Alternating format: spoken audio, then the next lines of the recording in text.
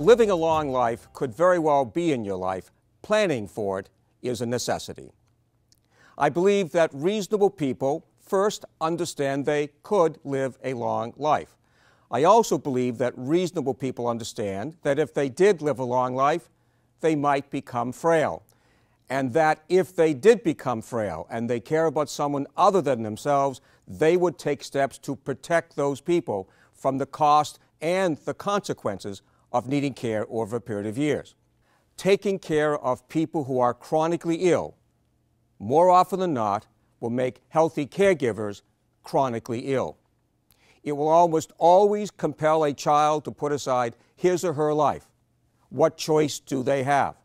Paying for care requires a reallocation of income. This has an immediate impact on your ability to keep financial promises.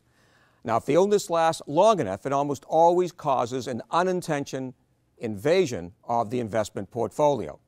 And this would, not could, would have a direct impact on your ability to secure the financial viability of a surviving spouse and those that you love.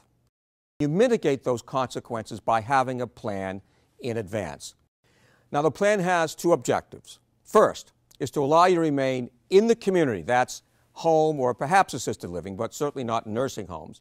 It's to allow you to remain in the community without risking the emotional and physical well-being of those people who would have no choice but to provide the care. Second is to preserve your retirement plan so it can execute for the purpose you intended it. I want to look at long-term care insurance as an essential tool which protects your family and the retirement portfolio.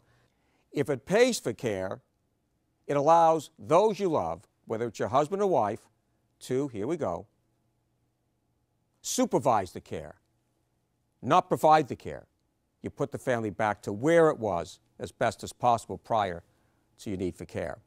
I strongly suggest that you engage in a discussion not just between the two of you, but you bring your children into it as well.